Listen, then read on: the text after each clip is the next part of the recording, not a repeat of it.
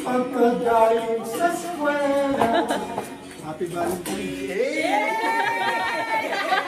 Busy sa paggawa ng yelo si Mamo Lourdes nang sorpresahin siya ng asawang si Papu Melchor. Harana for Valentine's na may kasama pang bulaklak. Aba, si Lola, abot tenga ang kilig at tawa. 47 years ng kasal ang mag-asawang estrelyado, pero pang newlyweds pa rin ang kanilang sweet and special moments. Sana all ang tugon ng netizens at sana ay ma-experience din daw ang ganitong uri ng love kahit maputi na ang buhok nila pagdating ng araw. May mahigit 800,000 views na yan sa TikTok.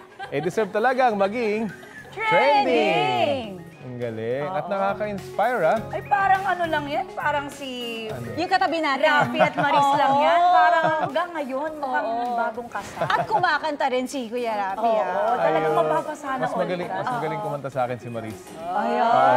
Kayo dalawa, nakikita ko yung mga parang carpool karaoke. Ayun. Kailangan talaga ma-inspire natin yung isa't isa lagi, araw-araw. Kapuso, para sa mga maiinit na balita, mag-subscribe sa GMA Integrated News sa YouTube. Sa mga kapuso naman abroad, subaybayan nyo kami sa GMA Pinoy TV at sa www.gmanews.tv.